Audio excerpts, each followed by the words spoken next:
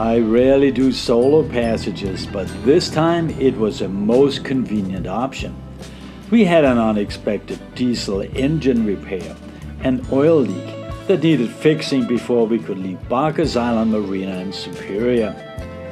So we had to delay our departure by about a week while the yacht worked on it, losing the crew who were going to come along with us. And that meant it was just easiest if I would take Freelance back to Bayfield by myself while Vicki handled the ground transportation. It's really not a problem for me to handle Freelance single-handed. It's set up for super easy sail operations. We are making our way to the Superior entry in patchy fog. It's pretty dense, but I would say we have visibility about 200-300 yards in front of us. Makes it a little tricky here, but it's what happens on Lake Superior. You do get fog, and it's supposed to burn off by 9-10 o'clock, so we'll see what happens. But we got our radar reflector up, we got our running lights on, the radar is running. We also have put in the route on the GPS, starting outside Barker's Island and going all the way down to Port Superior in the Apostles. So we'll see how it all goes, but it should be just another ho-hum day out here in the fog.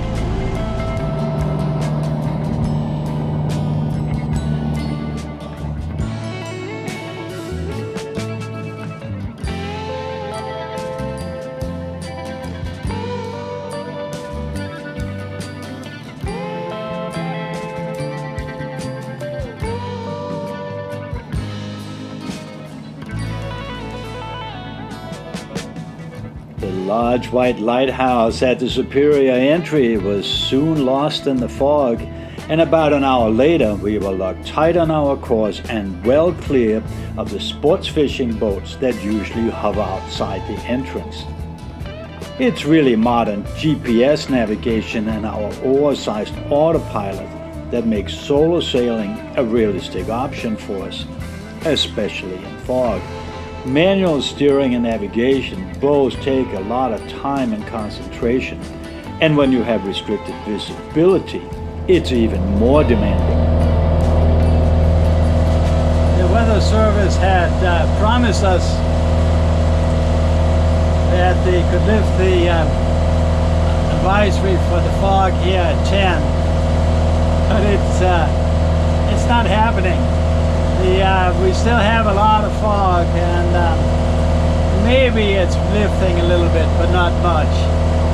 But it's not terrible. We have probably still about 300, maybe 400 yards good visibility. The radar is running and not showing anything, and the GPS is keeping us track, so we're gonna be fine.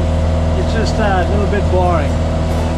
At noon, about 2 hours later, the fog finally began to lift, but some still lingered over the lake. We were still on the track at cruising speed and making good progress towards the waypoint that was set at the northeastern tip of Sand Island. There was no marine traffic close to us. We had good visibility, and the conditions were calm, which often happens after the fog burns off. So it was very much a no-drama solo passage back to the Apostles. The only downside was that there was absolutely no point in raising the sails.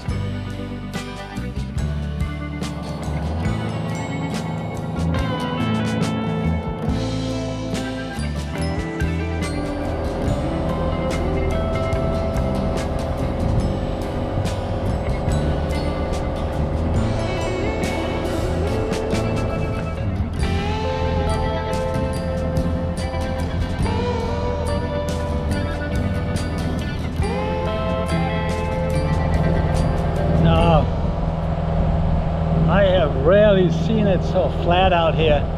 We're somewhere off Port Wing. We're looking over to the North Shore, and it looks like the entire lake is just flat.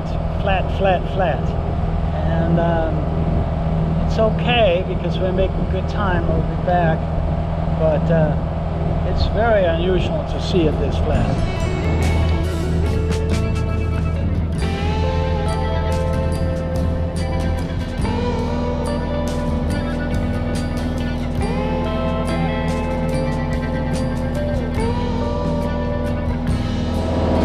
It's a little after 2 p.m. We've been underway a little bit more than 6 hours. And I can see Cornucopia down there, and we have Mark Point over here. So we have about 2 hours left to the waypoint at Sand Island. And then we turn south into the Apostles. Very uneventful trip this time. Extremely flat all the way. Frankly, I've seldom seen it this flat for this long a time. Very unusual.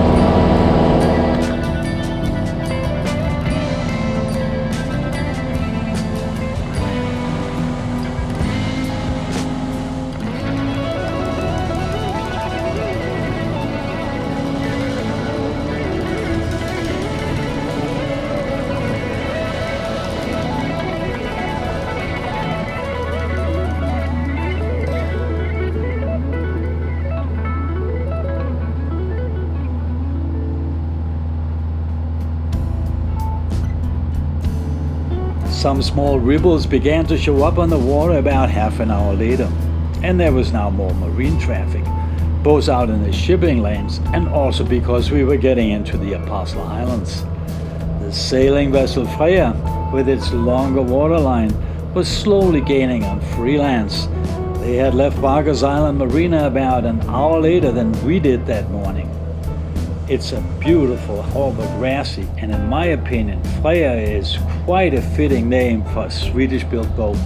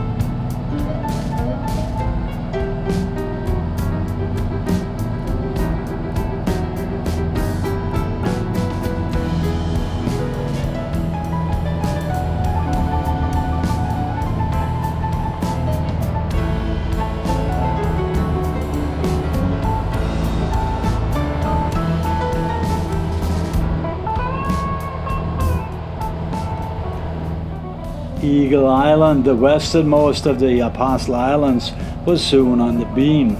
There used to be another island close by it. It was called Steamboat Island, but it washed away in a fierce September storm more than 100 years ago. I had set a course that would take us the safest route around Sand Island and into the Greater Apostles, which is north of the island. You can, with great care, go south of Sand, but it's not recommended because of the shallow sandbar that runs between the island and the mainland. There is a narrow gap in the bar which we, with local knowledge and special attention to details, sometimes pass through in calm weather, such as this day, but going through the gap without crew is something I will not attempt. It's better to play it safe.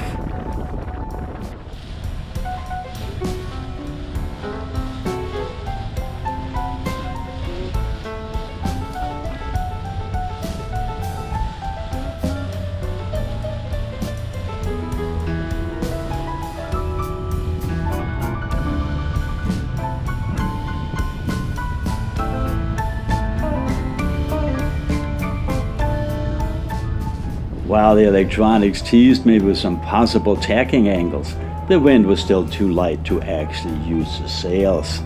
The AIS was quite active at the time, indicating several sailboats nearby and 2 freighters out in the shipping lanes. The freighters were the tug Samuel de Champlain and the Stuart J. Court, the first of the 1,000-foot Lakers. Neither were coming even close to Freelance. By the way, Sand Island is a pretty place. We sometimes anchor in one of its bays when we are sailing back and forth between the Apostles, Duluth, and Silver Bay, and sometimes just to enjoy the island. The lighthouse at the northeastern tip of Sand is a beautiful stone building and tower. It's fun to visit when on the island. South of the light there once was a fishing village, tourist accommodations, and some farms. And the village even had the distinction of having the northernmost post office in Wisconsin. We were at our turn and the GPS asked me to accept the next waypoint, and we now left the open lake and entered the inner Apostles. Incidentally, you may have noticed that Freelance doesn't have a GPS display mounted in the cockpit. Instead, I just activate the chart plotter's Wi-Fi and use my cell phone as a repeater. It works very nicely, although a tablet probably would be better. Freelance's new track went over the Sand Island Shoal where the old wreck of the Savannah lies. That freighter was tragically lost back in 1905.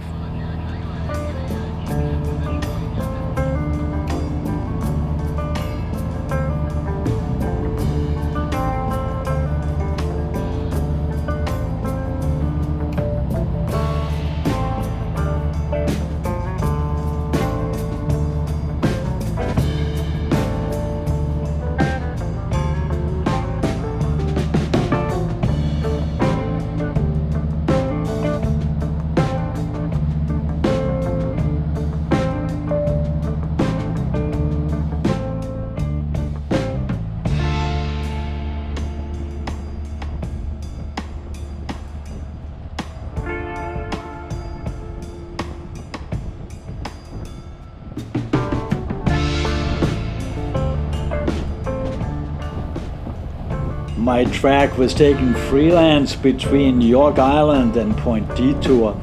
It's a route I usually like to take when coming from the west. There's another sandbar here, but its gap is so much wider and its depth so much greater than in the gap south of Sand Island, so it's really never a problem. The boat traffic was, as expected, picking up some. Some were out there enjoying a light air sail, while I, on the other hand, was mainly focused on making time into port, where Vicki already was waiting for me.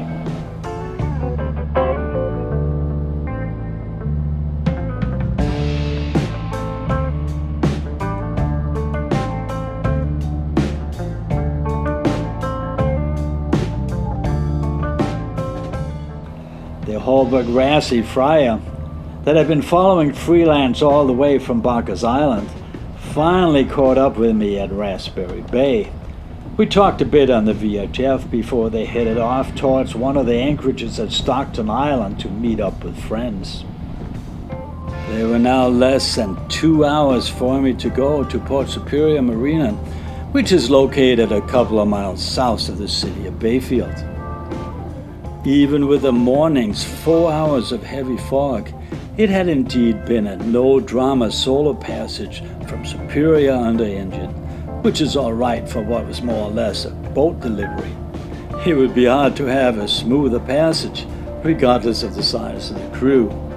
In the meantime, Vicki was patiently waiting for me at the marina, having driven our car over from Superior-Duluth.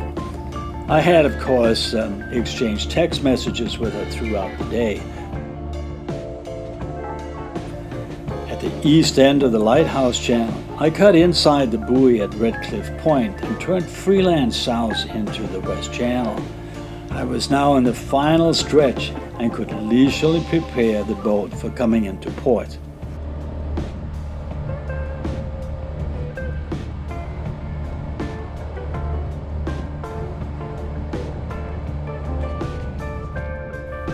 Thanks for watching our video. We hope you liked it. And please don't forget to click on like and subscribe. It helps us a lot and it's free.